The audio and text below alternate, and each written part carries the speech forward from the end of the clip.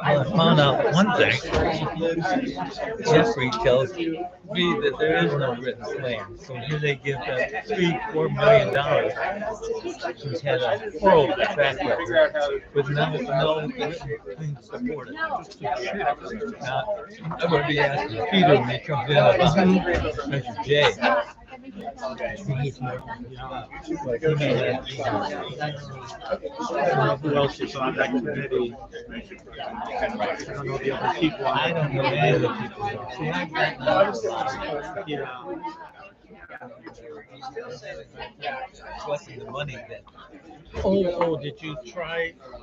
I have a friend who is a friend of her husband's. And I try to get it, and I'm waiting for something. I don't know what to do. I know. I'll have to take it out of our bank accounts. Yeah.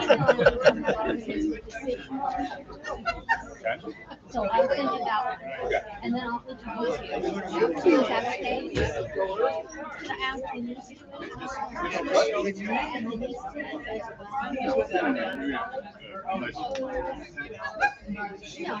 Gets enough stuff.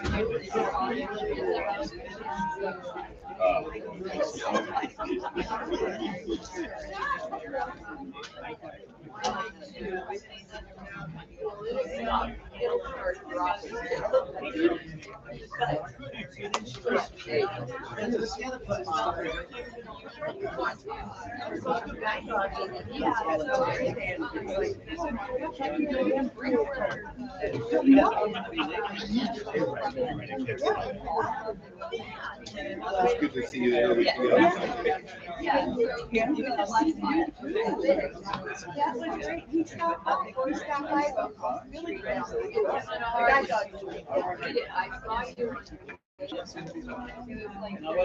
What neighborhood are you? Okay, got you. Oh, yeah, you're the one.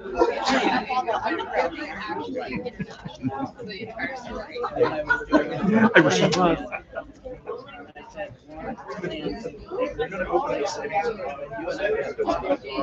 Ah, you came back. I thought we were thinking New York City. Yeah, we thought you were lost in Times Square, and all that. You went to.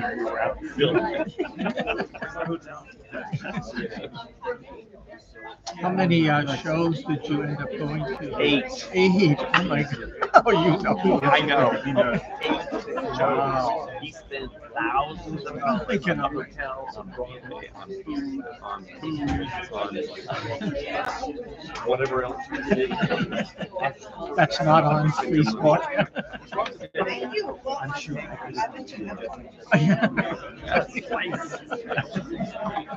Having you two up front.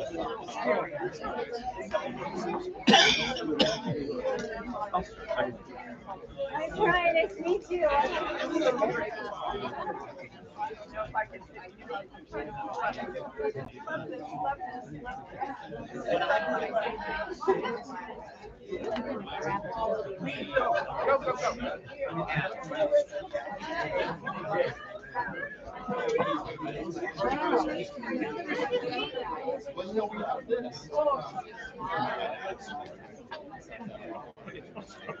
How much charge? I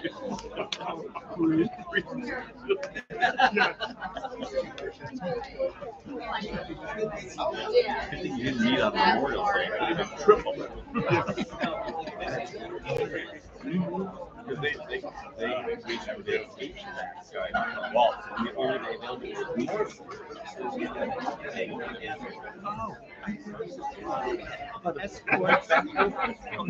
yeah, I was waiting for the HVAC.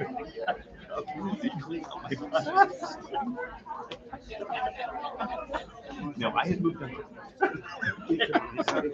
Keep up, keep up. Keep up, Bill.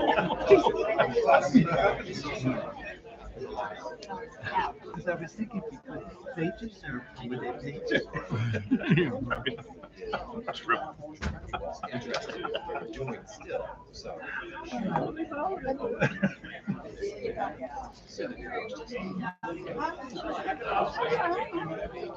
don't even think my sister knew that I was.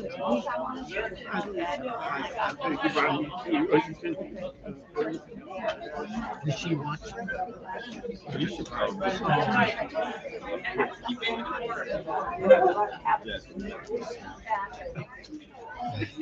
They saw me. And it was so surprising because we played it like last episode of season 1. And we found it and the show. And we had to freeze it. On the TV. Yeah, so it's on TV, on TV.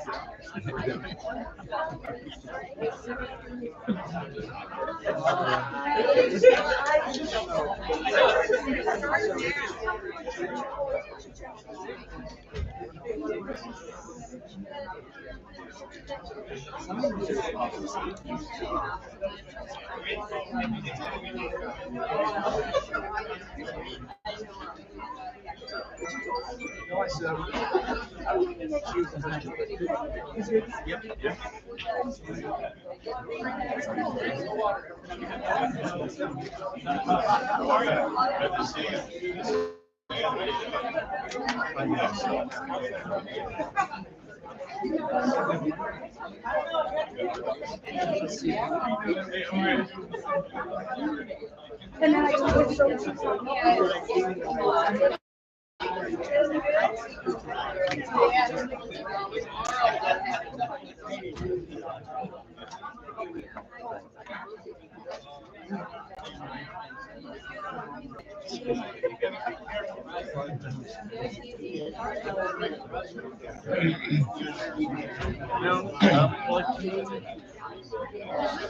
Time circumstance.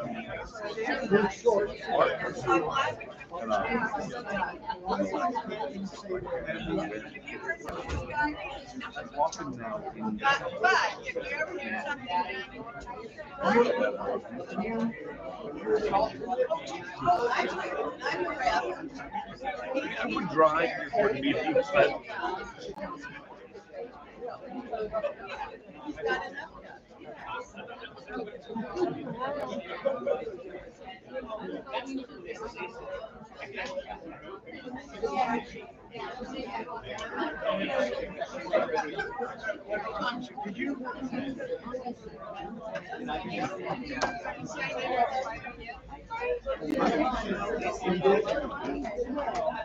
you see him do it?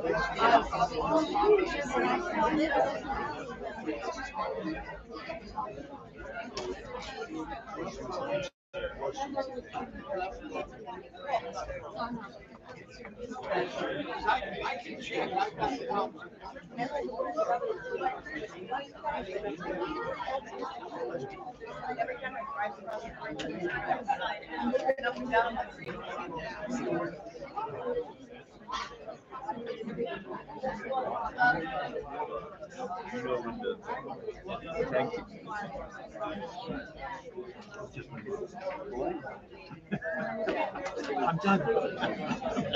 great thing. You ever watch Black Mirror? British show. It's all those different episodes. Yeah. It's technology. Because that's Black Mirror. So it's all things that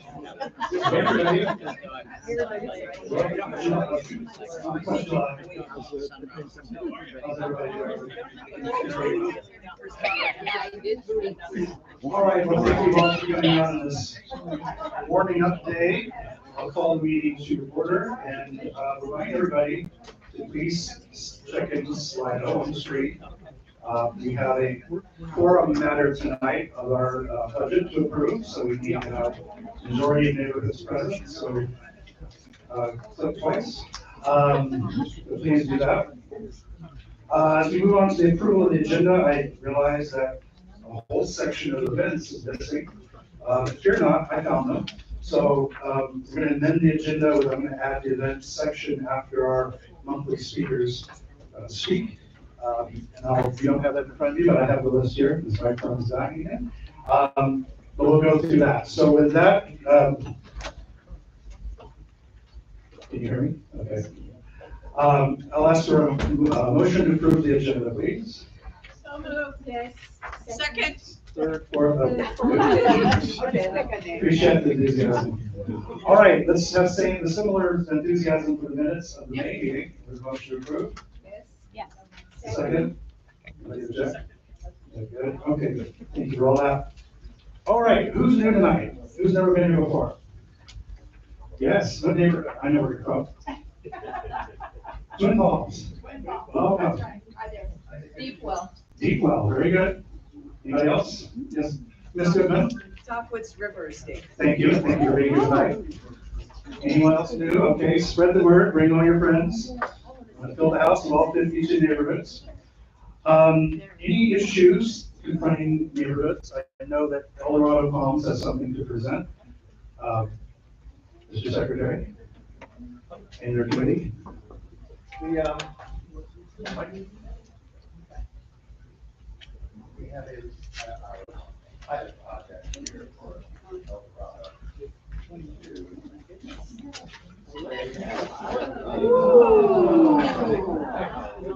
This is just the artwork from our late.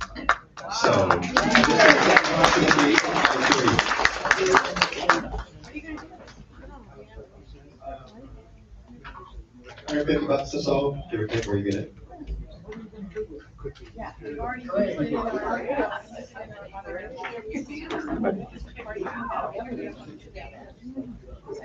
Picnic booth, parades, yes, $150. Ish.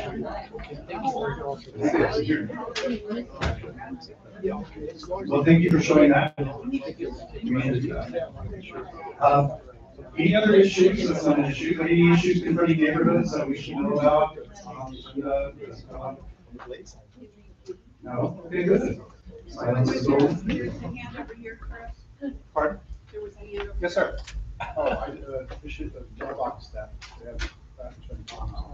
Mailbox stuff? Yeah.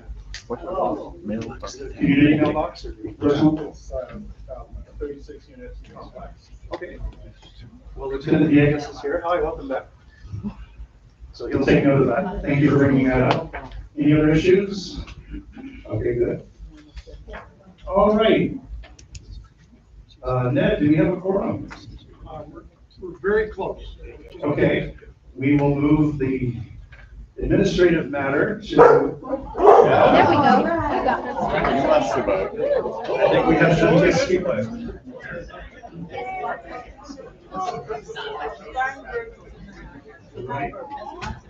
I'm finding that the speaker works better. All right, we will move on to leadership reports, and Mr. Mayor, I'd like you to have the microphone tonight. Why are you chasing? Are they gonna raise? No. The differential to We want you to have. All right, well, thank you. Thank you, Councilman Rivers.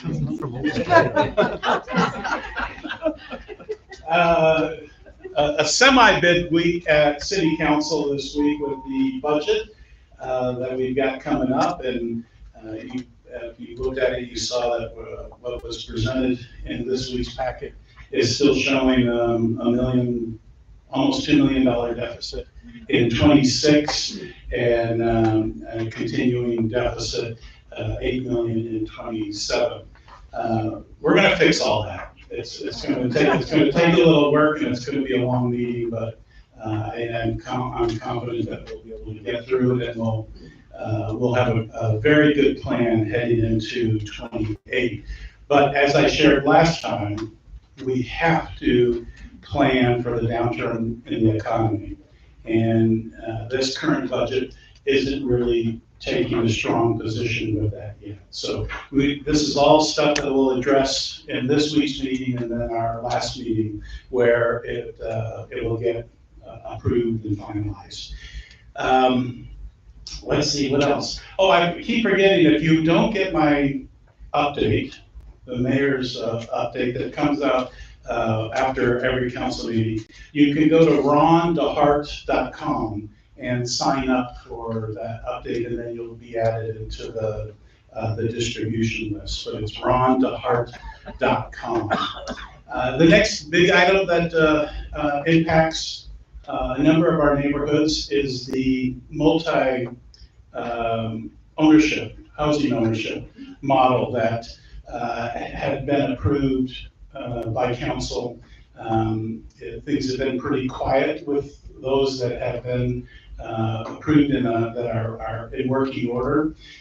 We're cleaning up some of the language, and that's all that's being done with the ordinance coming back today, is updating some of the language which provides code enforcement a little more, not necessarily teeth, but a little more documented rules that they can present to the homeowner when they're needing to get documentation.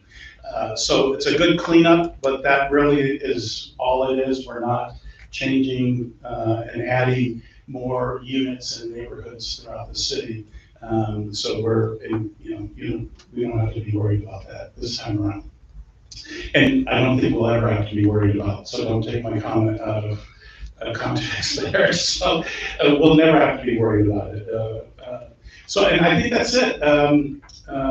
There's a handful of things on consent, but everything I didn't catch, I know Councilmember Bernstein will fill in the blanks for me, so thank you. Any questions before I leave? Excellent, I love it.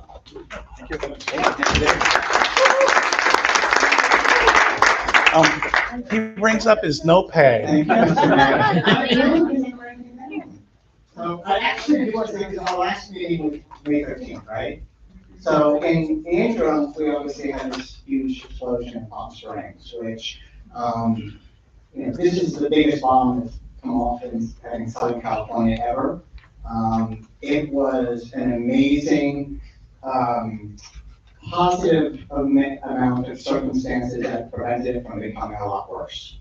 I mean, had it been a weekday, had the car been in front of the hospital, that would have been devastating. If it had been a weekday, there would have been casualties. If it had been 25 feet closer to where the embryos were, they probably would have all been destroyed.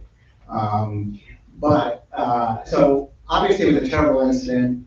We are extremely fortunate that it wasn't worse, and that it seems like such a fringe type of attack that it didn't create a different kind of fear for our city. I will say our fire department was there within a minute. We had our emergency operations center up right away. I mean, it was our police, our fire, our building department, our public works, communications department, everybody was working around the clock. And I've been through like cities that have had, it was in New York and 9/11 and other places, and we actually come out of these horrible things and people still think we are a really safe city. And I think that's a testament to our city staff, our police, our fire, our emergency operations, all of the public works. So it is, there's still a lot of building damage that's being assessed. I know the mayor started the whole fundraising thing. We've gone to Sacramento to ask for funding. Our assembly person has asked for the governor for something up to $12 million to cover the damage. That's not what the damage is. But again, if you should thank our staff for how hard they worked, and it's the amazing amount of compassion they had. Actually, and if you saw, there was a national security advisor, I think on CNN, who commented specifically about our police and fire and the compassion they showed for understanding the situation with the embryos, which, for people, that is their future and hope in their life. So thanks to staff on that one. Woohoo! Obviously, speaking of safety, we're seeing what's happening in LA with protests, with ICE. We're seeing Cathedral City. There is On Thursday, our new Lieutenant Mike Torres is going to be having a discussion about rights and protests. I don't know, the police, Mike can probably talk a little bit more about that. But obviously we have, we have a police department that does everything they can to protect our values in our city. So the mayor talked about the budget. That's a big, discussion. There is concern about downturn. I do think, we have to weather the storm, but we've always come out of bad times at, doing pretty well. That happened with the pandemic. It happened in 2007, 2008, but we have to be smart about how we get through it. One thing that is on consent, which is hasn't really been communicated yet, but it's there, is the library, which is planning to, the current location is going to close in July 19th.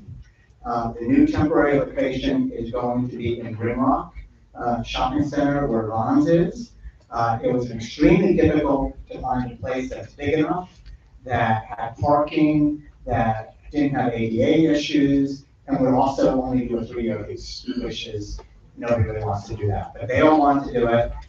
It is not the ideal location, it's not in the center of the city, but our library department, and I think they may talk about this tomorrow, is being very focused on how do they increase services at the Wellwood, at James O. Jesse, at Duluth, and maybe other places in Sunrise Park, so that there is not a lapse in the services that they offer. So it's not all moving? It is all moving. I mean, some stuff is going in storage, but what they're going to do is they're going to have other activities in other places. And they're looking at different things they already do some, I think, services at James O. Jesse, and they're looking at increasing those as well. I'm not sure what they do at Duluth, but, we have other big buildings that can do it. And obviously, Wellwood downtown.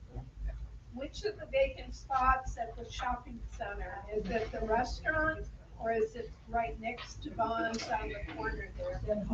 Ron, do you know which? I can't remember which one it is. If you look in the agenda tonight, do you know? It's the host side after you leave Vaughn's. As you come into where Vaughn's is, that whole area is empty. Okay. Where the pizza place, post office used to be, that's all empty, and there was a shop in there, a card shop, and that's all empty. Where that post office used to be. So it's obviously going to be smaller than our current library, can't have everything, but I think that Jeannie Caves, who runs our library, has done this before in other cities, so she is somewhat familiar with how to go through the process. There's always going to be hiccups, we know that, but we'll have a brand new library, and we'll have something operating pretty soon. Is there any consideration to running a shuttle from the current library location to the new location, or from downtown? Underserved possibly could use that. That hasn't been discussed, but the underserved community has been addressed in terms of how we go to them and looking at those areas, particularly James O. Jesse, which has a lot of younger people there. So I think they're trying to coordinate all of this very quickly. Literally, they found this location and finalized it, I think, within a few weeks ago. So now they'll work through July on the process. I think they'll have a big event on the last day. So that will happen. But that is good. Just again, on the restrictions on the co-owned housing, just to clarify, they're basically making the restrictions the same as vacation rentals. So that will alleviate a lot of the concerns that we have seen before. We have a couple other meetings coming up with City Council. Obviously, the budget is the main thing. Next week, on June 17th, which is at 6 p.m. at the Convention Center, is a joint boards and commissions meeting. We do an appreciation dinner before that, and then we have a meeting at 6. It's open to everybody. And each of our boards and commissions will give a short overview on what they've done this year, and I think on what they planned for next year. So it might be very interesting to get this sort of very quick overview of our 14 boards and commissions. And a lot of you served, and thank you. And then we have our final budget, and then coming up in July, we have 2 meetings. We'll have an update on the COD project, and we'll also, the PS Resorts, which is the hotel agreement where they control some of their taxes and these sorts of events, that comes up. And I just mentioned a bunch of other events that are coming up.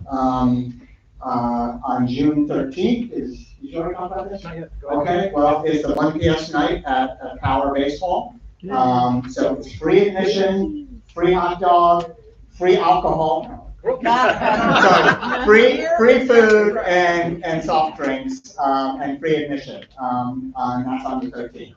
So that is a great night. It's a lot of fun. Juneteenth, I'm sorry, there's a whole lot of events going on throughout the cities beginning on Juneteenth and going through the weekend. We're also going to be flying the Juneteenth flag in all city buildings from the Thursday through the Monday, I think.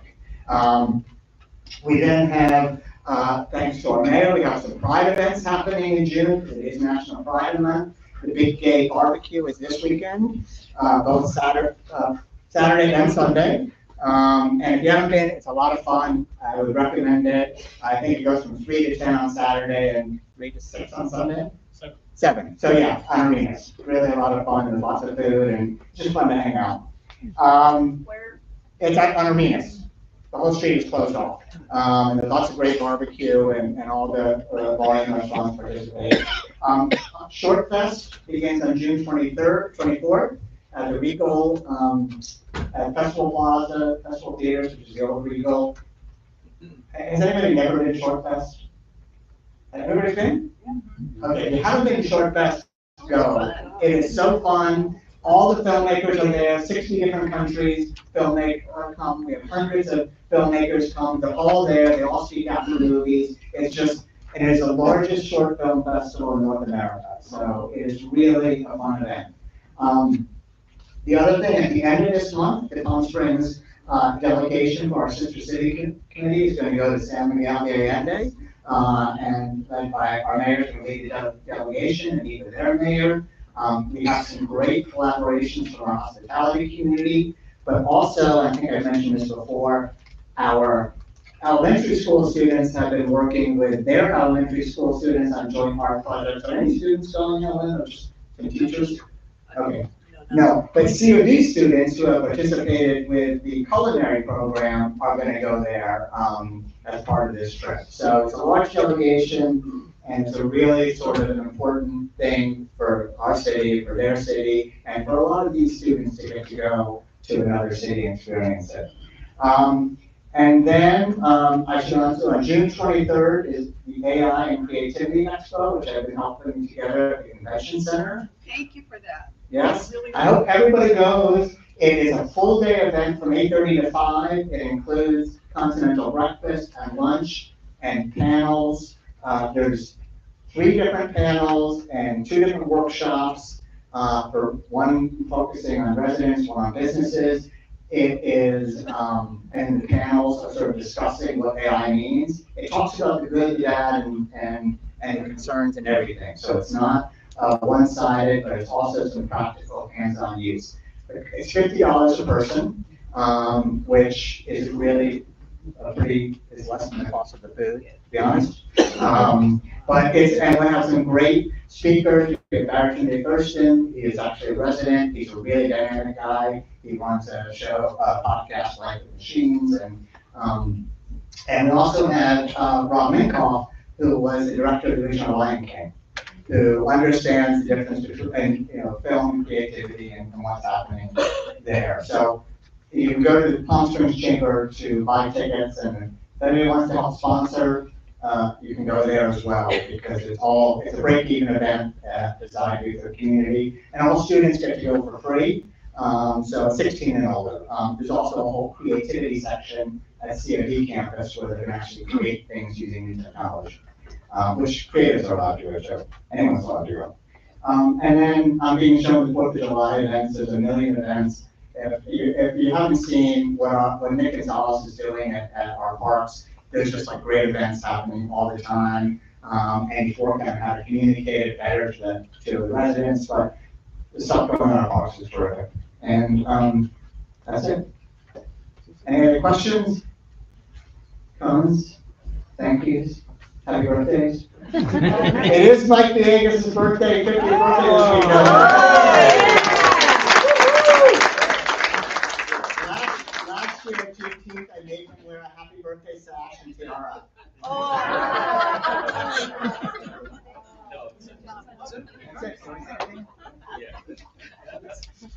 right.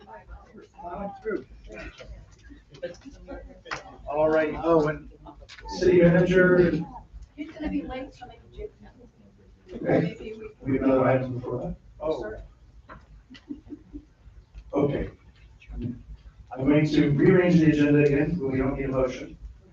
We will do the budget, I'm sorry, yes. Did we want to vote first? No, I'm going to honor our guest who has to leave fairly quickly, and then we'll get to the budget. So, Jake, spotlight on you right now. Yes. Thank you. Hey everybody, Jake Ingrassia, Communications with Palm Springs International Airport.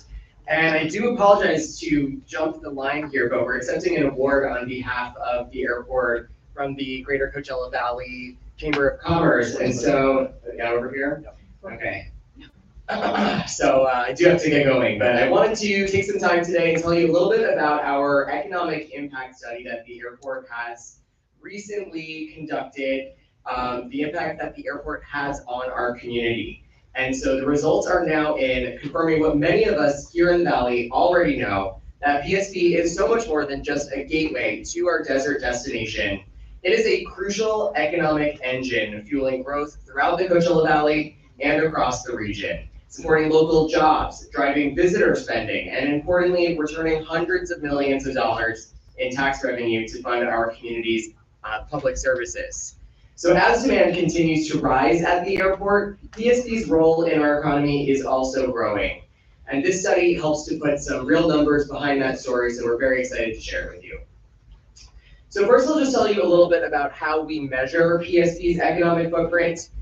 So this economic study was commissioned by the airport. Does this might work? Hello?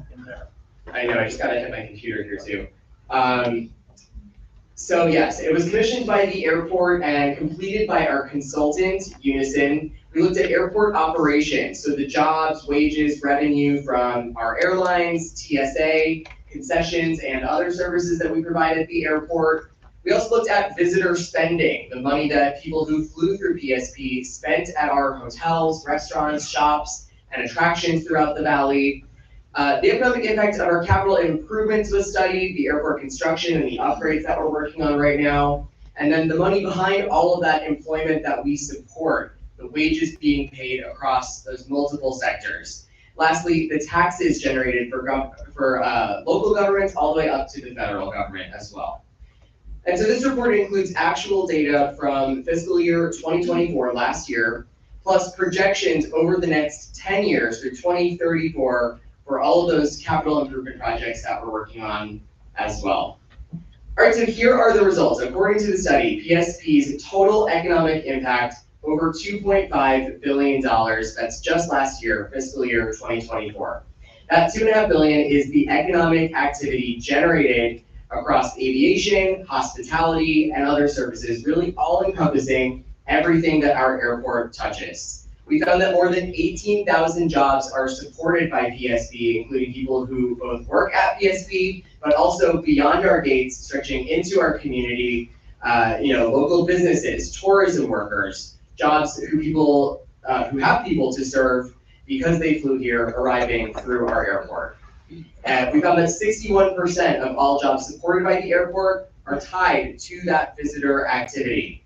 Now, all of those workers were paid $864 million in labor income last year. And of course, I don't need to tell you what a big role tourism plays here in our economy. Well, it turns out the airport is a pretty important driver of that. We found that over $1 billion, $1.1 billion in spending last year is tied directly to PSP travelers, people who booked hotels, dining, shopping, and more.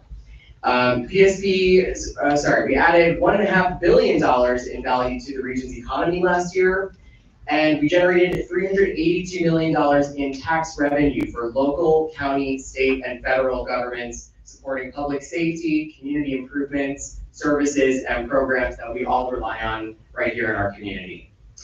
98% of the airport's economic impact stays right here within our local communities, regionally in Riverside County, and the majority share benefiting us here in the Coachella Valley. That is crucial because it means that nearly every dollar of every traveler who spend something at PSP and circulates right back into the local economy, supporting those public services, infrastructure in our community, and thousands of workers across tourism, hospitality, retail, and beyond. All right, so we also looked at the economic impact of the future and our capital improvements over the next 10 years, 2025 through 2034, with plans for the airport to grow, including a new concourse in phase 1 of the terminal expansion, 7 new gates there, that consolidated rental car center you've been hearing about to the north of the terminal, and a federal inspection station that will expand our international capabilities. So what is the economic impact that these projects will have in the next 10 years?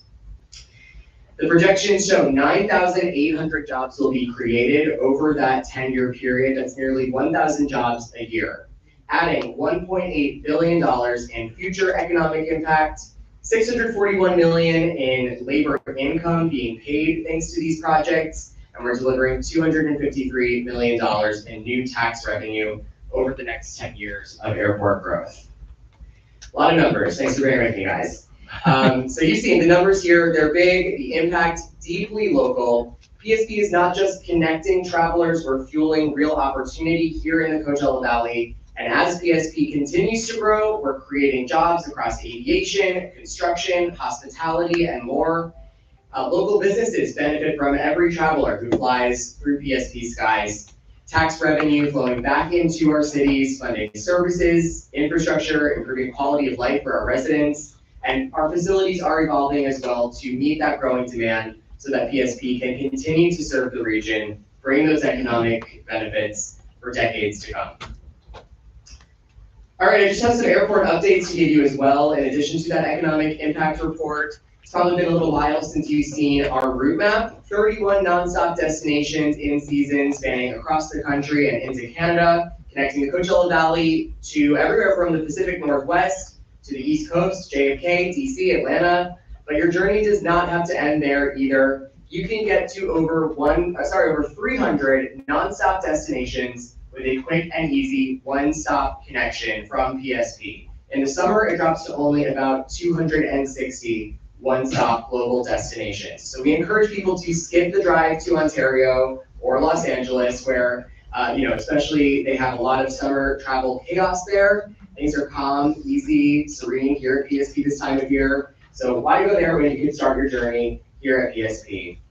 And in doing so, you are creating those jobs, contributing to our local economy, but also it helps us demonstrate demand at the airport and show the airlines that we have the demand to support future service. So we can make that case to airlines for additional air service so that new destinations can come on, or take those seasonal destinations to year-round. We're always advocating for more service to better destinations. We want to better connect our travelers and our community using PSP. So that's why we encourage you to fly local when you can. All those economic benefits, but also the air service development side.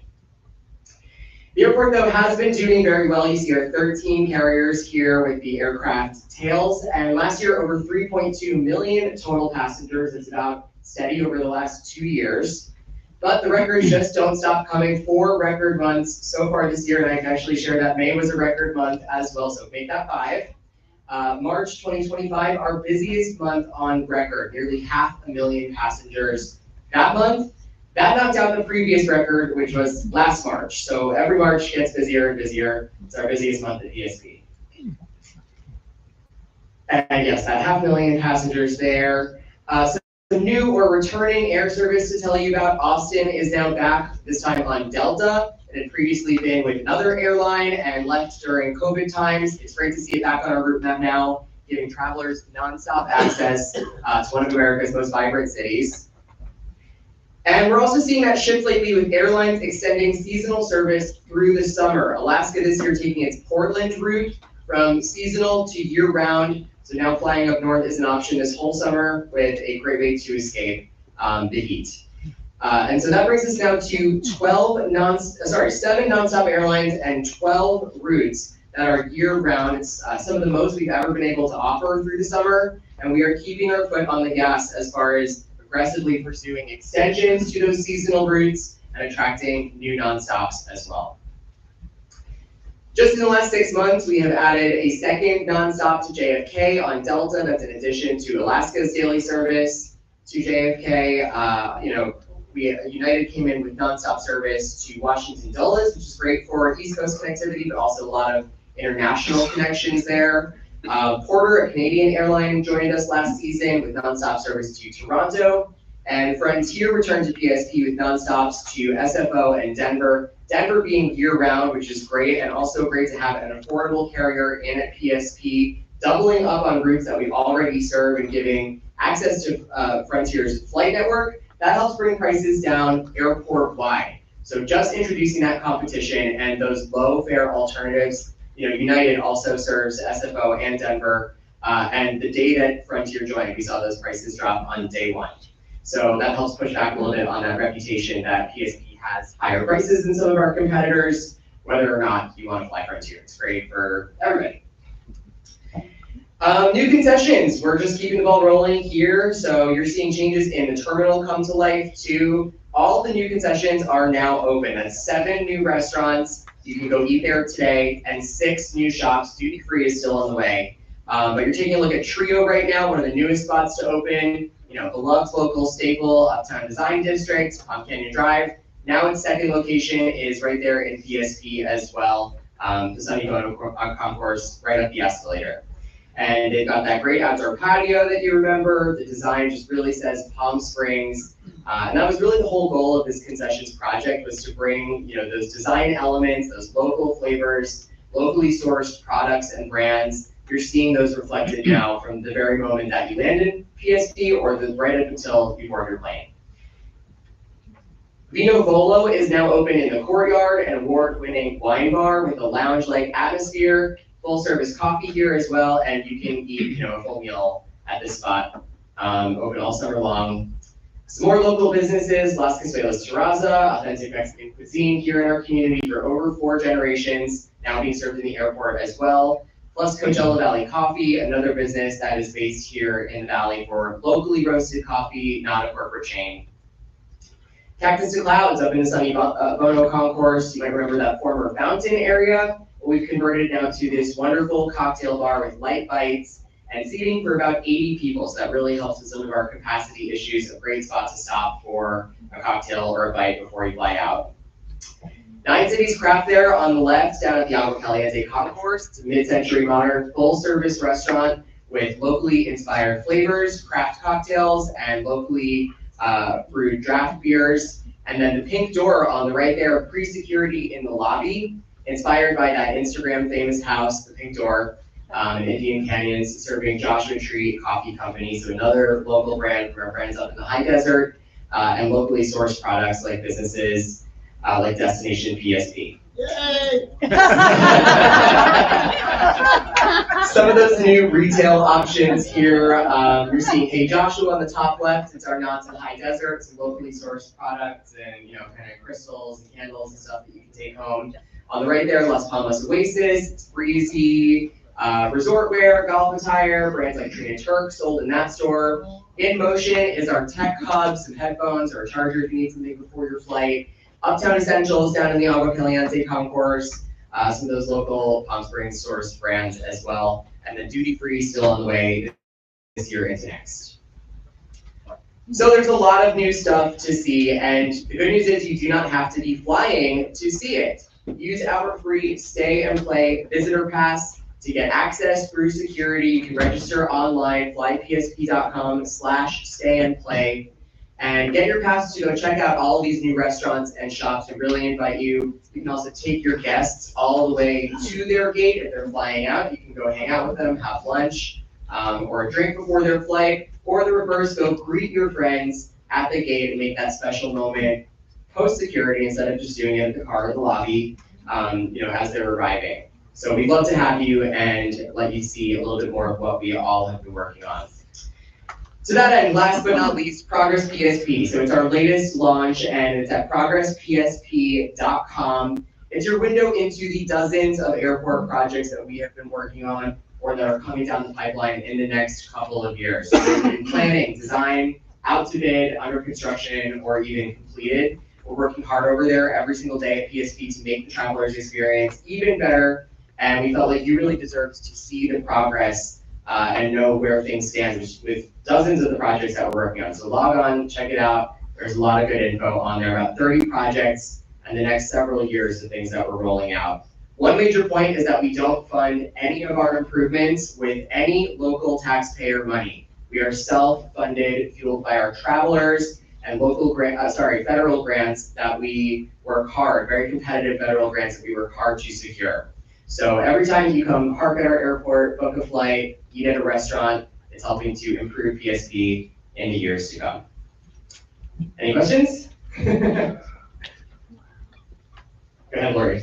Jake, will you please convince Sun Country to go year round? Please, please, please. I can tell you that our air service development team works very, very hard with things like incentives and opportunities to extend those year round, but they really want to see the demand. So when people go to Ontario or LA, book those flights through the summer, that hurts our case by PSP and it helps us. Absolutely. All right, thank you guys so much. I really appreciate it.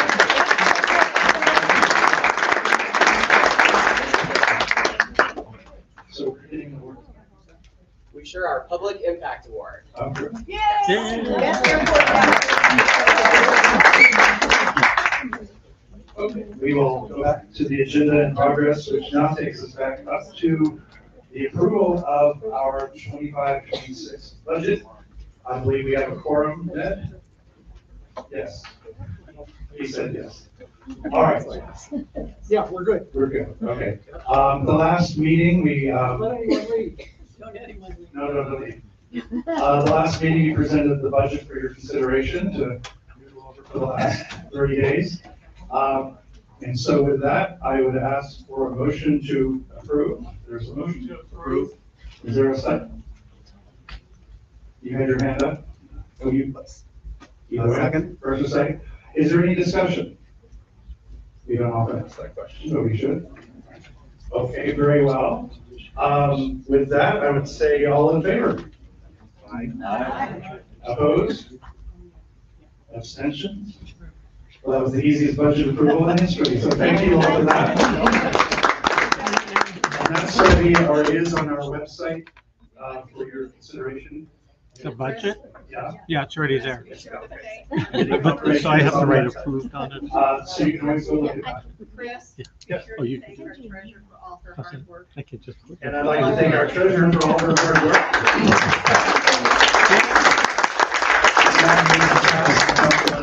Yay, Cat. City manager, okay, we are all. Oh, But I want to give, Maybe our you should send others, me I'm sorry, this is Yeah. sitting on my head. Our additional speaker is Ellen Goodman, who is gracious enough to come tonight, and I'd like to give you the floor now, Ellen, since we are ping-ponging around the agenda. Is there a place to stand for the mic? Is that what the trick is? Okay. Hey, everyone. Can you hear me? Yeah, but I really should. If we're recording, I should probably stick with the mic. I'm gonna stand over here. I feel like it's my internet. So hi, my name is Ellen Goodman. I have been in Palm Springs 12 years. I live in Top Woods River Estates. I love the city, and no disrespect to the other cities that the Palm Springs Unified School District occupies. But my love for this city, the community, I've been a Parks and Recs commissioner. I was on the commission for 7 years, and I have the pleasure right now of working with Ron and with Jeffrey on their tech concept and initiative. So I get to do all that great work. And I have to say, in the 12 years I've been here, I've actually never been to one of these meetings.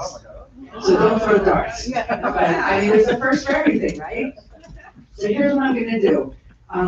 My position is foundation director, so I run the Palm Springs Unified School District Foundation.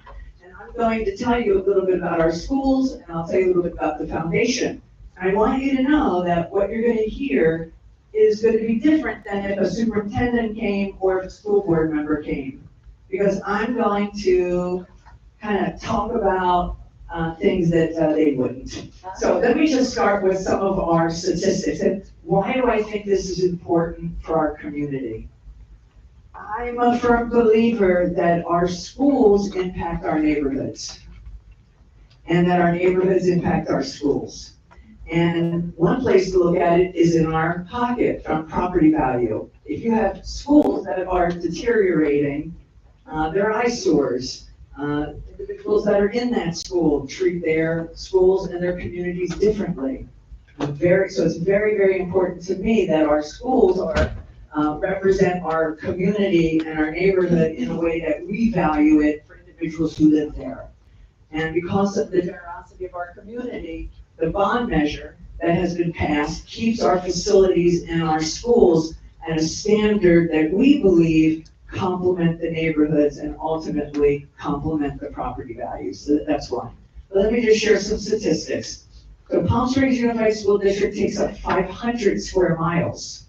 And it starts from this western mountain. And if you can imagine, it'll head east on 111. It does capture the south side of 111, but it'll head east on 111. And then it'll go through Cathedral City and into Rancho Mirage. And then it'll cut down Bob Hope and then meander around where Costco is. And then it heads east again to Cook Street. And then jumps the freeway, wraps around Acroshore Arena, and then heads back west through unincorporated Riverside County and all the little communities like Thousand Palms and Sky Valley and into Desert Hot Springs, and then hops back over.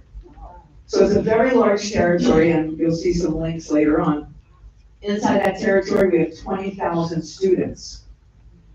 So in Palm Springs, we have Vista Del Monte Elementary School, Catherine Finchie Elementary School, and we have Cahuilla Elementary School. We have Cielo Vista Charter, which is a K through 8. We have Raymond Cree Middle School. We have Palm Springs High School. So we have a lot of schools here in Palm Springs. 20,000 students. Out of the 20,000 students, 97% of them live at the federal poverty level. This is staggering when you think about that, considering our community. 12% of them are considered homeless. And in today's homeless definition, over 350 are considered unhoused. They do not have a roof over their head. They are not in motels or hotels. They are unhoused. And then the rest of the kids and families are either in a motel or they are with another family. They do not have their own mailing address. So that makes up about 12%. That's 2,500 kids. Palm Springs Unified School District is a open enrollment district. So you can live anywhere in those 500 miles and go to any school that you would like. Of course, if there's room. Now, we don't really see that so much in elementary schools, but we see it in high schools. And so we have a lot of families who live in Desert Hot Springs and they want their kids to go to Rancho Mirage High School or they want their kids to go to Palm Springs High School. And I say that because we have families from all over our territory right here in Palm Springs.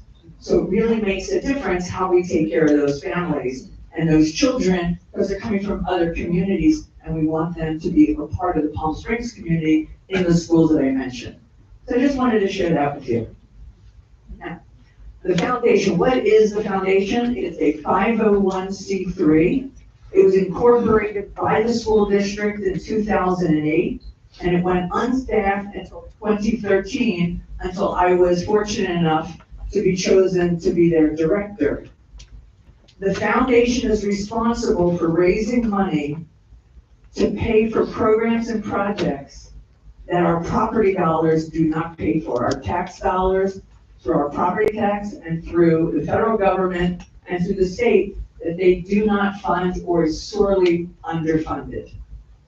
So it's really been a critical addition to our school district, and I'm very happy to say that our school district cares so much about the foundation and is so committed to having this as a part of their district, they pay all of our salaries and benefits. They pay all of our operating expenses, which means every dollar that we raise gets to go right to the program. So what kind of programs, you might ask yourself? And I'll share with you that a lot of this that we're doing today, we might not ever have experienced in school. You know, I feel like I'm a Cabaret 88 every time a performer says, oh, it's dry here in the desert. Excuse me, let me take some water. Okay, so what kind of projects? I'm gonna share the Wellness Center project. So during COVID, we had conversations about what it would be like when kids came back to school. And I want you to know that government dollars fund experiences on campus that kids get tested on. So anything that's fun, they do not get tested on, and the government will not fully pay for it. Okay, so we're talking about this during COVID. After COVID, as we integrate our kids back in, we put together a think tank, and we try to figure out what the students are going to need as they integrate back into the classroom on campus after 2 years of being isolated. We came up with this idea of turning a classroom into a wellness center. And what that looks like for us is a spa. Something that when you walk into the room, you don't feel like you're in an institution. If your hamster died, if you're being bullied, if you didn't do well on a test, if you're afraid your family's gonna get deported, anything that might create anxiety, fear, concern, normally you would go to the principal's office, you might go to the nurse's office. Nothing will change in your personal experience if you move from one institutional room to another institutional room. It's really going to rely on the individual who can talk you through that experience. So we said we wanted to create these environments where students, the minute they walked in, they could self-regulate. Like something changed. And you know, every time you walk into a library, it's quiet. Every time we walk into a spa, it's soothing. When the music changes, something shifts with us. And that's what we wanted to create. So we created one prototype on a school campus, and we outfitted an old classroom, and we turned it into this wellness center. And there are gardens, and there are fountains, and there are comfortable seats. You know, there's artwork on the wall. There are staff that are staff there, though they are not in an office. They are out there with the students, and they're able to sit there with them. I will share with you that they have become such a great success. And how would we measure that? As a result of these wellness centers on our campuses, our school district qualified for a $2 million grant to put telehealth services inside the wellness center. They would have not gotten this if they didn't have a wellness center. And you should know, we're the only school district that has wellness centers on our campus that are specific to behavioral and mental health.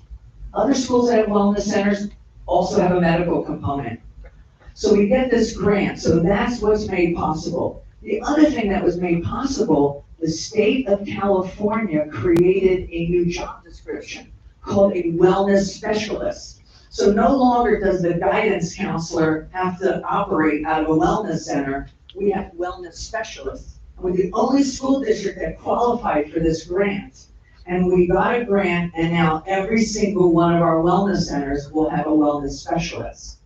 We've also received the County of Riverside's award on innovation around mental and behavioral health, and an award for the wellness center.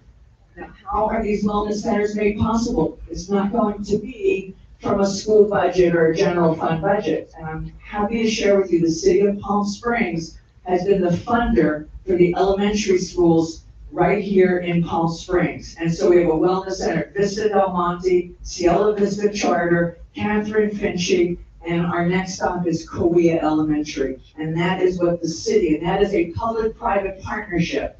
So it's just been fantastic. And anyone who would like a tour, I invite you. between August and October to come and tour one with us. So we would like you to do that. I'll give you another example of I should also say, it was $650,000 that we raised to be able to put wellness centers in all our schools, and Eisenhower Health and Desert Regional and the Desert Healthcare District, they funded all of the wellness centers, and a few individuals did as well. I'll give you one more example, and that is technology. So we lead the Valley in technology, and we are leading the country in drone education. And you probably have heard this now with our police department here in Palm Springs and drones. Our school district is the very first school district in the country to write curriculum on the art of drones. And that's in every 8th grade classroom. So we have that. The other thing is we started a number of years ago with what we call drone camps. And these drone camps, excuse me, we have to remember that we are raising a generation of YouTubers. And I don't know who in the room has caught on that you can find everything on YouTube. If you need to change your battery in your AirTag, you can find out how to do that on YouTube. Well, so this is a YouTube generation. We have to teach to a YouTube generation. And I'll just share with you, when we talk technology, we have no idea what it's going to look like in 2030 and 2035. But what we know is that kids have to collaborate, they have to do skills building, right? And they have to have critical thinking. And if you can teach kids critical thinking and team building and skills building, technology is already in their DNA. They are going to get it so quickly, right? Because 2-year-olds are already on the phone. Probably younger, but that's what they are. So we are very committed to making sure we have a generation that actually is going to lead in this industry. And in this valley alone, there are 17 verticals. There are 17 different industries where drones are being used. But aside from cybersecurity, it's like the #1 job out there. And I don't know if anyone here has received a photograph from their insurance company with their rooftop telling you that you gotta clear your roof because the insurance company is sending drones overhead and looking, right? They're also cleaning your solar panels. So I mean, it really is, I mean, we all know with real estate, how it's happening with real estate. So we really wanted to be ahead of the curve. So we have drone camps where kids get introduced to drones and they move around different stations. You can do drone soccer, you can do drone bowling, right? You can do the simulcasting and being like drone pilot. And it's just unbelievable with these camps. They have search and rescue there, they have the military there, and we have Hollywood Drones, and that's the company that did the drone filming for the movies Fast and Furious. Once the kids are introduced through these camps, they then move to after-school clubs. And the foundation raised all the money to have this happen. Then they moved to after-school clubs. After-school clubs are in every elementary school and every middle school for anyone who wants to fly drones and robotics and other technology.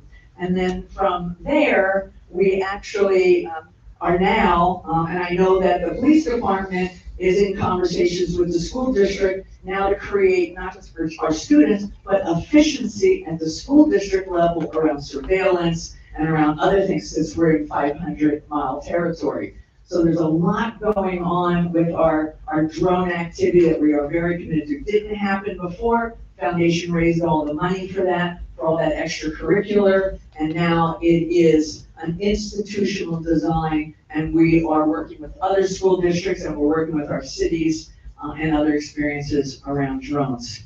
I want to pause for a second. How am I doing? Oh, I can keep going? I don't know. I was so impressed with Ron, who took like two minutes. I was like, I don't know if I could beat that. I have a question. Yes, please. Scholarships. Do you welcome donations for them? Oh, this is a great question. So we actually, so the answer is yes. We distribute somewhere between 80,000 and 100,000 a year to college scholarships.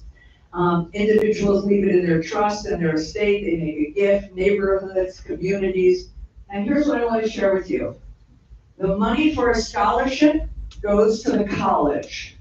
It does not help to fund any programs or projects that the kids need to be successful in college. So what we don't do is we don't actively produce campaigns and actively look for scholarship money.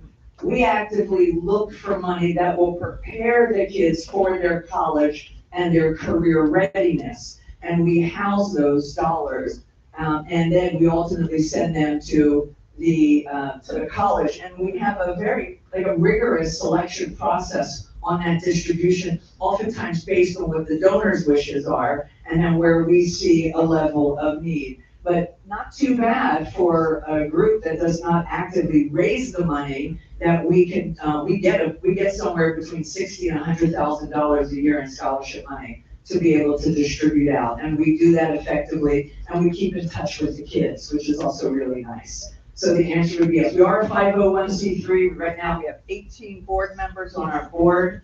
Keep in mind, we are a fundraising organization. We don't run programs. Our school district, our classrooms run programs. The only thing we run is one mentor program for juniors and seniors in high school, and then we shepherd them into college, and we spend the first year of college with them, with mentors and with tutors to make sure they're successful, and that's a retention strategy. How are we doing? Any questions? Don't you have a real successful shoe drive? Okay, so there we go. Okay. Now, and some of this is just strategic, right? One, there's a need. So we purchase 2,500 pairs of tennis shoes every year to distribute to the 2,500 homeless kids. And our distribution is in August, so thank you very much. You know, we thought long and hard about this. What we do know, and there are studies out there and there is information, that if you don't feel good, then when you get to school, you probably won't do well. And one of the things is really around the way you look. And we compare ourselves to other kids and other families. And how the shoe campaign came about, people love to give Christmas toys. I get so many calls for Christmas toys. People drop boxes of toys all at our office. And one year I took a box of toys to the district office, and they said, "Oh, more toys." And they said, "Well, we really need our tennis shoes." And I'm like, "What? We really need tennis shoes all year long. We need tennis shoes." That's the number one thing. It is so expensive out there to buy tennis shoes. And most of our kids are wearing secondhand shoes or shoes from a garage sale or their sisters or brothers' shoes. And they said this would make a big difference. And we thought, you know, it might be a really good strategy to actually run a shoe campaign. Now, where does that strategy comes from? Like, we know the kid's gonna get shoes, it's gonna make a big difference. But we've never really had anything where every single community member could feel like they could make a difference. Like your $25 could go to a pair of shoes. Right, wellness centers cost $30,000 a piece. That's not attainable for a lot of people. But to be able to buy a student a pair of tennis shoes, it opened up a whole new community, a whole new opportunity for people to help kids. And so it has been really, really successful. Denise, thanks for bringing that up. Yes, ma'am. I was going to say, it was an email about your shoe drive that introduced me to the fact that there was a foundation. And because it was so specific, you know, that the money went to, it was easy to donate to that. So I think that's a part of that strategy. Not necessarily that we were trying to create brand awareness, but we wanted to make it easy. And again, all of our expenses, all our operating expenses are covered by the district. So if you spend $50 for tennis shoes, we buy tennis shoes for $50. So thank you for that. Dealing with the homeless kids, where do they sleep? Where do they stay? And how do they study? You know, it's interesting because a number of the homeless kids actually perform very, very well academically. It's sometimes the only thing they have. You were cracking out, so I couldn't hear you. I said, it's surprising to me that our homeless students, many of them, perform very well academically. It's the only thing they have to grab onto. It's the only thing consistent. It's an area for them to focus. So academically, many of them actually do quite well, but it is very, very difficult. We have a hotspot program similar to like a library book that you can check out because you don't have internet when you're wherever you are. Which, to be honest, for the unhoused individuals, we do not know where they are. We really don't. They're moving from point A to point B to point C. We have a whole staff of case managers that work with families to put them in hotels and motels and temporary places so that we know that they're there and we can help them there. And when they are at someone else's home, we know that they're there. But there are a handful of people, it's almost difficult, maybe close to impossible to track.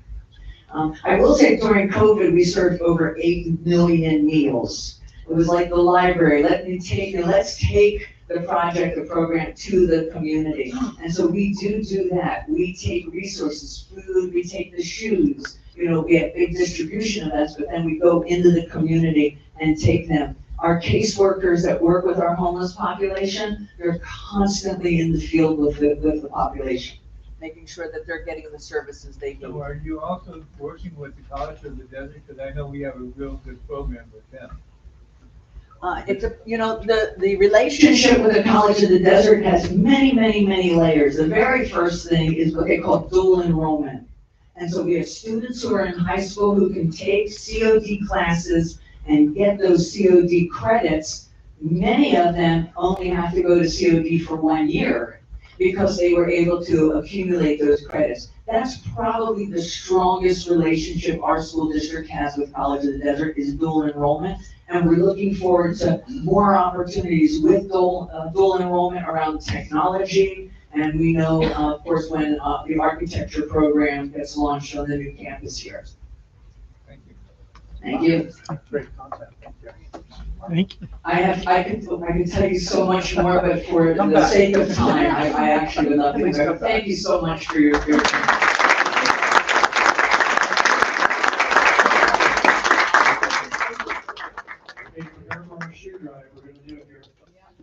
Okay, move around again. Scott Stiles, would you like to do your report? Thanks for coming. Busy day for you. Thank you, Mr. President. My gosh, I kind of follow Ellen. I always hate doing that. It's never fun. A lot of things going on. Primarily, I wanted to mention a couple of really important things that occurred to me walking over here. That since our last meeting, we had the horrific bombing at the IVF facility. And I just wanted to take a moment to really thank, especially all of our city staff, our first responders that responded to that incident. As you can imagine, it was a horrific scene. It was been in local government 45 years, been through lots of civil unrest, actions, flooding, storms, all kinds of everything, but until you go through something like this, it can be very unsettling. And we had, you're working on adrenaline for about 3 or 4 days, and then about the 4th day, they took me over to the bombing site. We walked back in there, and we saw the crater where the car was blown up and everything, and it just, after a while, it just hits you, and you're like, wow, and it just really makes you think about stuff. And with the real silver lining is that it could have been a lot worse.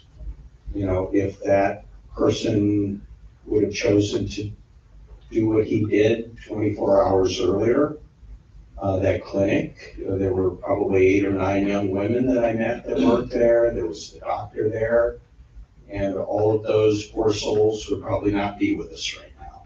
So, just great heroic efforts by both our police and our firefighters, all of our streets and public works crews that were there. It was quite a scene. You all read the story about our assistant fire chief who led a team in to rescue all the embryonic material that was in one of the buildings, and it was not a structurally safe building. So, just a lot of a tremendous story that came out of a terrible, terrible situation. So, I just wanted to give a little shout out to all of our people that were involved in that. And really, a lot of folks in our community have really donated to the Rebuild Palm Springs campaign that's out there. You can go on the website, you can find it. They've raised a ton of money already, and I know they're accepting more applications. We've been working with everybody at every one of the state agencies that we can talk to see whatever kind of assistance that we can come up with to help folks out. So, it's good. People are, don't have a lot of insurance coverage for terrorism actions. So, they're trying to replace windows and do everything else without any coverage. So it's, as you can imagine, it's not an easy situation for a lot of folks. So we're going to hang in there with them, do everything we can. I know the community's really donated a lot of money. And if you haven't, you can go check out their website. And, if there's something you think makes sense, I know they'd appreciate it. Tomorrow, I do what probably is the most important thing a city manager does, is I have to present a budget to my 5 bosses. So we have We just did it. It was easy. We just did that. It was easy. Oh, you did? Oh, okay. Good job. So we'll present to them a 2-year biennial budget. It's got a lot of really good things in it, keeping a lot of our really important initiatives in place, like, making sure we get the library rebuilt, new fire station downtown. We're finishing up some other major infrastructure projects, some stuff with our sustainability committee, a lot of money to go in to continue work on our streets, to continue working on refurbishment of our streets. Lots and lots of stuff. So that's the good news. The challenging news is we also have some not structurally, we have some structural deficits that we've got to solve. So the good news is, I think you've heard me say this before, revenue in the city is holding actually pretty steady. We just got a report on our hotel taxes and our sales tax, and it's holding pretty steady. But we have other expenses that are exceeding that. And so we have to really manage that. We're going to have to have some honest conversations with all of our department heads and directors to say we might have to manage the number of people that we can hire and retain. We just have to keep a really close eye on that. And that'll be some of the message that we'll be talking to council members together. I was a little late because we were briefing all of the council members on the budget all day today. So we got a lot going on with that. The other thing that, I want you to know, and you've seen some of the statements from our police chief and other folks, I want you to know we're keeping a close eye on all of the activities that are occurring in Los Angeles right now with immigration and detention and ICE activities and all of that. You probably saw that there was some activity in Cathedral City over the weekend. So I want you to know that we're talking about this a lot internally among our staff. And we certainly want to be prepared, and we want to know how to respond in the best way to make sure people can exercise their First Amendment rights in a safe way. And so that's really an important focus of ours. These are difficult times, and we're trying to stay, really focused on that. I don't know, I keep losing. Did Jeffrey Bernstein talk about his AI conference? Yes. Talk about it again. Did Mayor DeHart talk about the Big Game Barbecue? Oh, yeah. Okay, I wanted them both to know that I was thinking about it. Did anybody talk about this Friday, the 1 PS City Palm Springs baseball game? Okay, that is, I'm gonna be there. That's the one thing that I wanted to start because they said With the city of Rancho Mirage. The city of Rancho Mirage had an event at Paul Park. I said, no, if Rancho Mirage has one, let Palm Springs has. So I want, if you don't have anything to do, come out and visit with me on Friday night. Hey, Ned Barker's thrown out one of the first pitches. He's throwing out the pitch. Who's throwing out the pitch? And I understand one of our police officers, Justin Lawler, is singing the national anthem. So, admission is free, just show your driver's license and get a free hot dog and some other stuff too. Sorry, if I can. No, please. Borrow this. It's all yours. Did we talk about the budget? Talk to the library. Talked about Juneteenth Freedom Weekend? Yeah. All right. Yeah, anybody talk about safe in the streets, happy hour, and community safety talk? No. At the Palm Canyon Mobile Clubhouse. That's this Friday from 5 to 6:30. And they're going to hear from local police and safety experts. I'll leave that with your president. We talked about AI, talked about that everybody knows the International Short Festival is coming up. Oh my gosh, why do I even show up?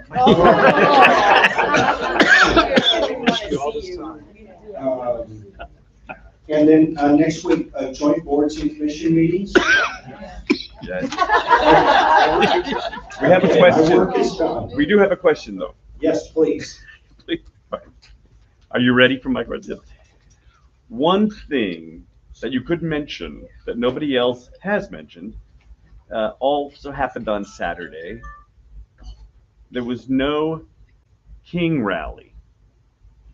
Oh, this coming Saturday. Oh, this week. The 14th. Yeah, June 14th. It's this Saturday. Yeah, downtown park. At the downtown park. That's right. So just nobody has mentioned it yet. So Okay. you can mention that. It's a big thing. I can't remember what time it starts. It's in 6 o'clock. I think it's 6 o'clock. On Saturday, downtown park. And then right after you go to that rally, you can walk down to Arenas for the barbecue. And it'll be a great evening. Full service. Yes, but what happened in Los Angeles made me wonder the police presence at the rally this Saturday. Will there be a large presence? We're very aware of the event, and our police department's working very closely with the event organizers, and just as they always are for the big events we have in Palm Springs, they're going to be well prepared, well represented. We'll have plenty of folks there. By chance, is there room in the budget to get a good audio system? You know, the police department has all the money in the world. We're in their building. Let's just make them pay for it.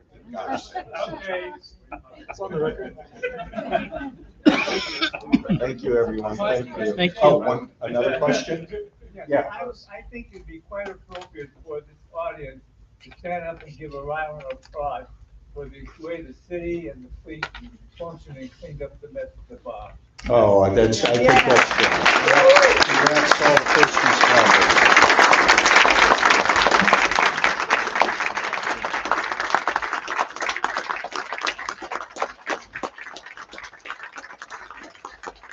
That's a great. When's the last time we've done a standing ovation? Yeah, right.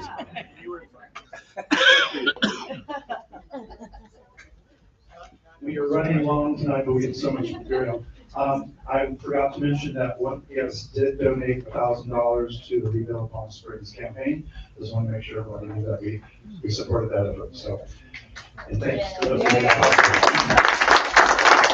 possible. Since this agenda is all over the map, I also want to be remiss not to acknowledge Warm Sands and Tom Oliver, who has brought back Warm Sands.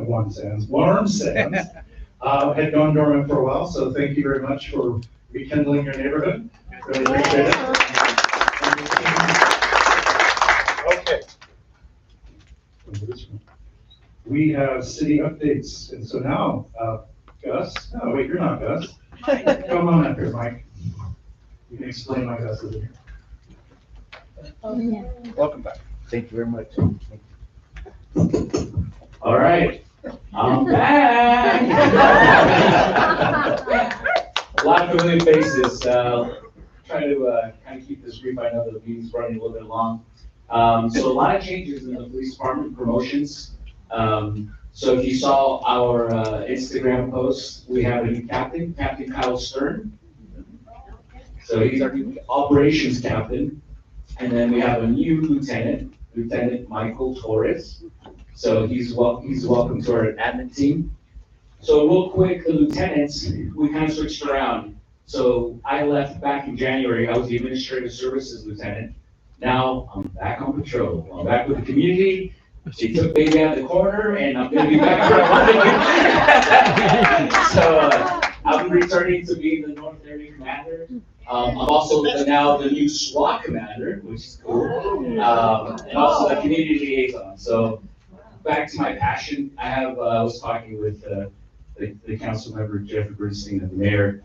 I have 3.5 years left in my career, and I want to do what I love, and I'm really passionate about making our department better, making our staff better, and continue to build great relationships in this community that I love. So that's what my goal is. So I'll be the North Area Commander. Our Central Area Commander will be Lieutenant Michael Torres, and the South Area Commander will be Lieutenant Eric Larson. So a lot of changes coming up. Touch on that. Some things that we got going on. We just recently hired 4 more officers.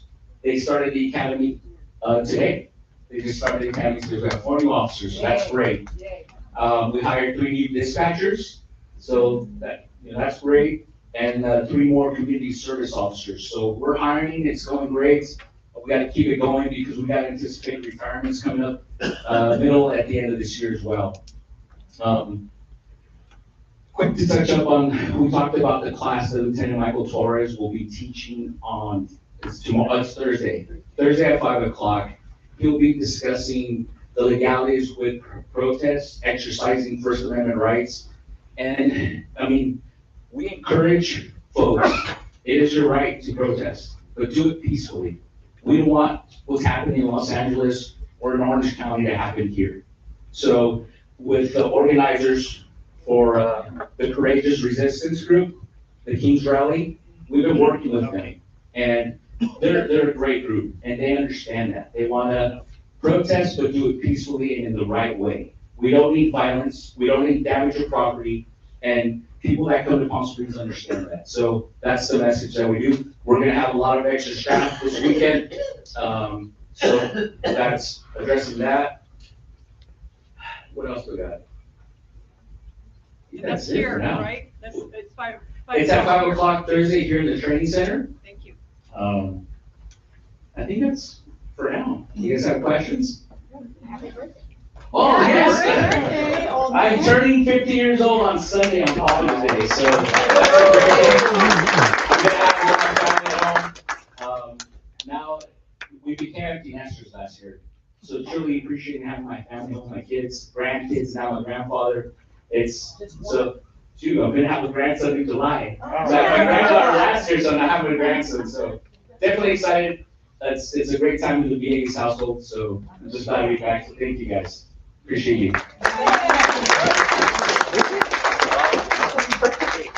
My birthday too, I'm not 50, so. All right, Steve is here. Do your report.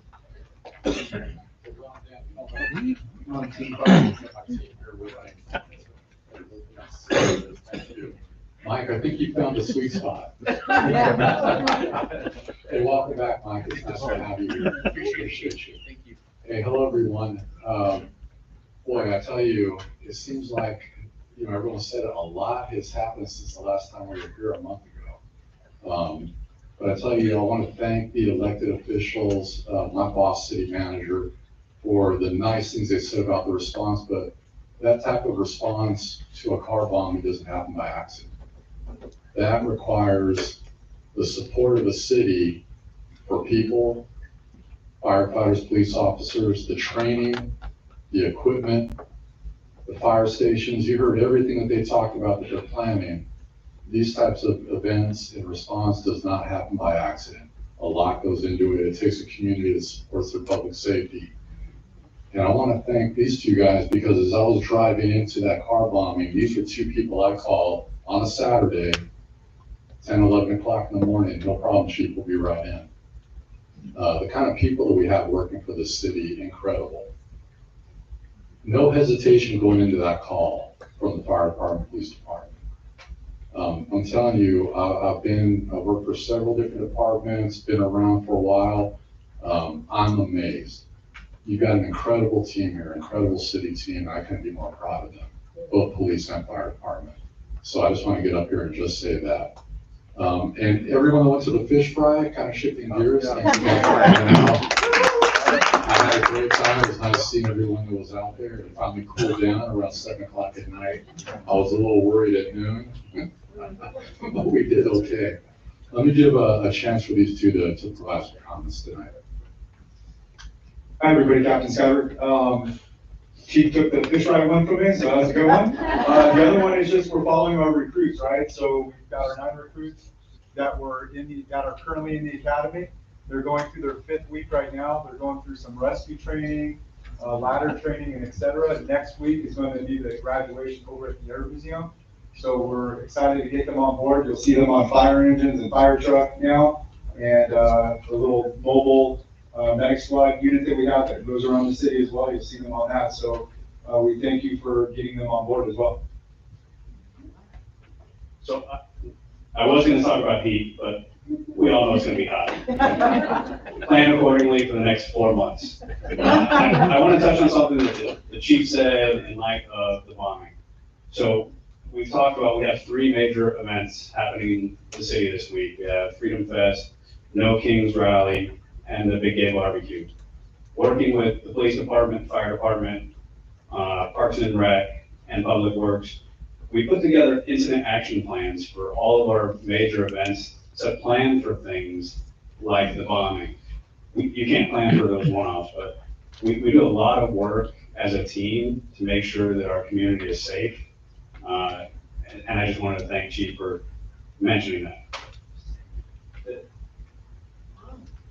Just to wrap up, I had a chance to speak to the Coachella Valley Association of Governments, made up of different members of city government from around the cities, Rancho Mirage, everywhere. And we had a couple of police chiefs, a couple of fire chiefs there. And what they asked us was, Palm Springs, walk us through how you did that, right? How did you get the information out? The things beyond putting the fire out and making sure it was okay. How did you get the information out, keep the public informed, make sure that the message was good? You got an incredible public information team over there. Denise, go ahead and stand up anytime. Yeah. That didn't just happen. That's training. That's good people that we hire.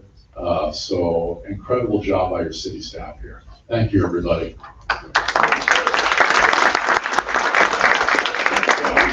I just want to say thank you guys for posting more often on Facebook. You like that? Yeah, I've been following your trainee stuff. Right here. Who's doing? Are you doing? Yeah, we got a team. We got a social media. Good. Keep it up. Keep it up. Because I It's know fun, the right? police department does it, so I think we should have a little competition. Oh, there's not a competition. Wait, say police department's not doing it right? I appreciate it. Thanks, everybody. Okay, let's go more. Sustainability, are you here? I don't think I see sustainability. Desert Water, I think so, she's not here. Liz, are you still here? She had to leave. Well, go through. Denise, anything before we go to events? Because that's the one thing you do that, so. Not really, because everything's been covered. Okay, well, not quite, so we have a few more things. There's a few more things. The item that disappeared from the agenda are our events. They're mostly in fall, and I'm going to turn this over to Tim to talk about our historic tour. October. Yes, so we just passed the budget, and you might wonder, is this working? Go in here. Okay. You might wonder where the money comes from. And basically, what Lumpias has historically done is we've had a house tour during the Monitors of the Short Weekend in October. Quite honestly, because so many of the neighborhoods are now doing their own house tours, we're getting a lot of competition to get good quality homes to be part of our house tour. So I decided to kind of do a little bit of a pivot from a standpoint of offering something else during that week. And so we're going to do a historic site tour. And what we're going to be doing is we're going to be starting at the Wellwood Murray Library, you know, that little courtyard next to Ben and Jerry's. That's going to be where the registration is going to be taking place. And then we'll take a tour, be guided through the front of the Plaza Hotel, the Plaza Theater. And that's obviously going to be the news of the fall. We're very excited about that. We've partnered with the Plaza Theater with their historian, Jim Cook, who's going to make a little presentation in what will be known as the Green Room, which is the entrance will be on Indian Canyon.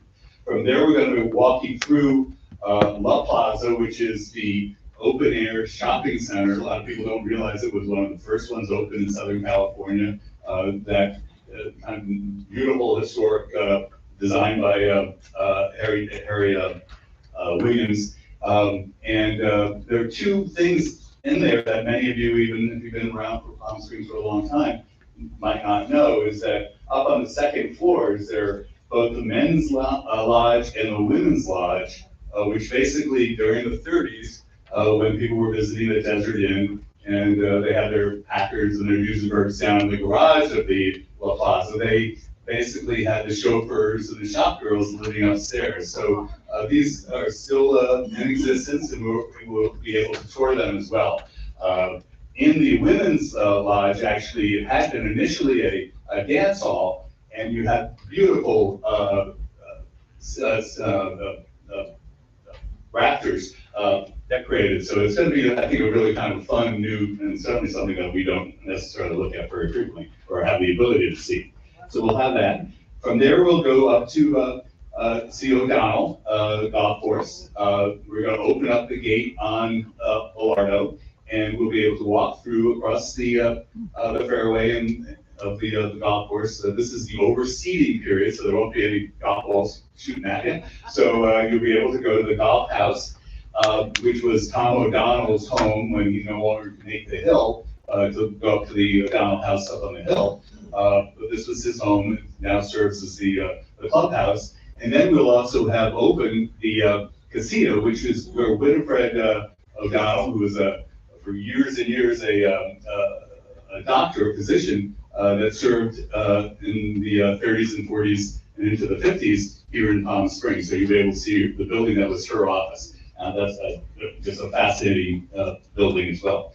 From there, we'll come back out and then up to the American Legion Post, which was a Albert Fry design building. They just got some, hopefully, it will pass, but the Measure J has given them some money to renovate that building. But inside is a very neat lamella ceiling. Right now you have a drop ceiling there, but you'll be able to see the renderings of what the lamella ceiling is, and they're going to be ultimately bringing down that drop ceiling as part of the renovation. And there are only 3 left in California. So it's just a stunning piece of thing, which is unfortunately covered up, but you'll be able to see it in process, or see it in the beginning of the process. Also in that, in the American Legion Post, you have a radio station that was the home of the craft music hour, which nobody here is, I don't think remembers that, but it happened in the 40s. So it was a major radio program that happened every week, and really it was one of those things that put Palm Springs on the map from the standpoint, you know, basically broadcasting from Palm Springs. Here's the craft music hour, and this is where Judy Garland and Bob Hope, Bing Crosby, and whatnot had performed. From there, we're hoping to loop into Temple Isaiah, which was East Stewart Williams design building, and they have just beautiful sanctuaries. We want to close the deal on that, but we hope to have that as part of the tour. And then the tour will end up in the Wellwood Murray Cemetery, where a lot of the names that you might have heard of being part of Palm Springs history, where a lot of people are buried. So it's kind of a nice, neat walking tour. So I'm very excited about it, clearly, but hopefully everybody else is.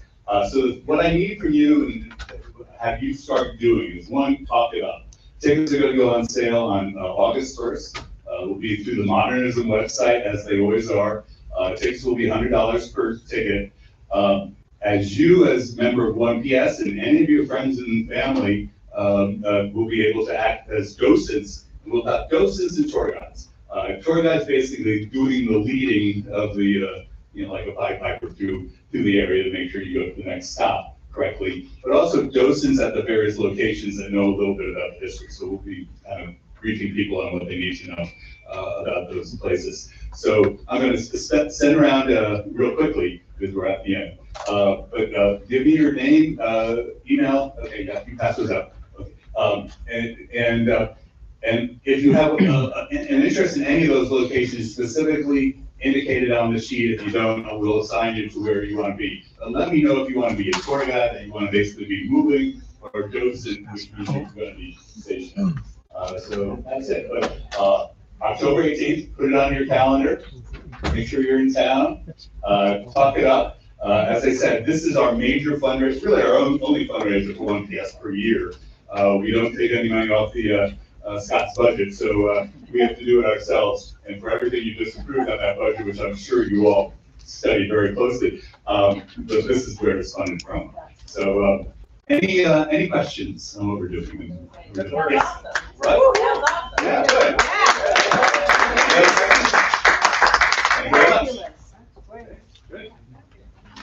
Then in November, we have Pride, and we have Patrick, please. Okay, so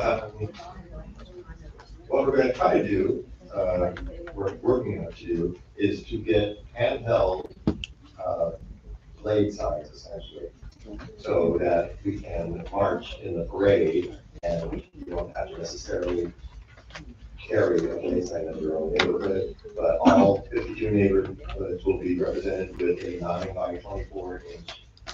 It's called chloroplast, that lightweight plastic thing to march in the parade. And we're also similar to the banner that El Dorado has, getting a 10 by 3-foot banner with all 52 of the blade signs represented on it and a 1PS logo in the middle to kind of lead it along. And I don't know that Tim is going to donate his Packard to I'll drive the Packard. I'm not donate the time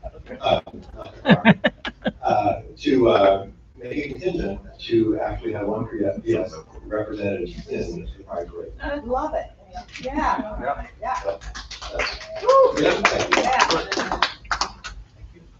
And then last but not least, in December, we're going to launch a new event. And I want to thank Ned Barker for spurring this on. We're going to call it Neighbors of Distinction. And so this is going to be an annual recognition activity. We'll start for the first time, it was small this year, who knows, it may become a black tie dinner before it's over. But we want neighborhoods to nominate people who are doing outstanding things in their neighborhood we may not know about. It could be any sort of, there'll be criteria that we can announce later, but we just wanted to be thinking about that. It'll be at our regularly scheduled December meeting. So we'll have our board election as we do, and we will also have this activity, and we'll have some hospitality to go with it. A great way to celebrate the season holidays. Maybe bring some shoes to donate to the school. So it's going to be a real fun meeting, but we really want to shine a light on people who just don't get recognition and they do what they do. Some people go around and pick up trash every day, and you don't know that, but they're doing it. There's a woman in my neighborhood, she has this thing about those little, when the palm trees drop little berries and they start to sprout, and they're going to be creating new palm trees eventually. She's pulling them every day doing that. That's her commitment to the neighborhood. So there's a lot of things people are doing. So we want to celebrate that with a little recognition activity and see where that goes. So Ned, thank you for coming with the idea, and we're going to launch that. Are there any new comments? Any new business? Any public comments? Yes, sir. Yeah, Chris, I don't know if you know anyone from Blue Zone, but maybe they should be added to a monthly update from the Blue Zone. I might know somebody. All right, suggestion. Any other ideas? And we're running over, but this is a really good content. We will be back here July. July 8th. July 8th. July 8th. He's saying June. No. July 8th. Consecutive boards. August, we take a break because the city is closed for the month, and then we pick up in September. So, all right, well, with that, I'll say thank you all, and we'll see you soon. All right.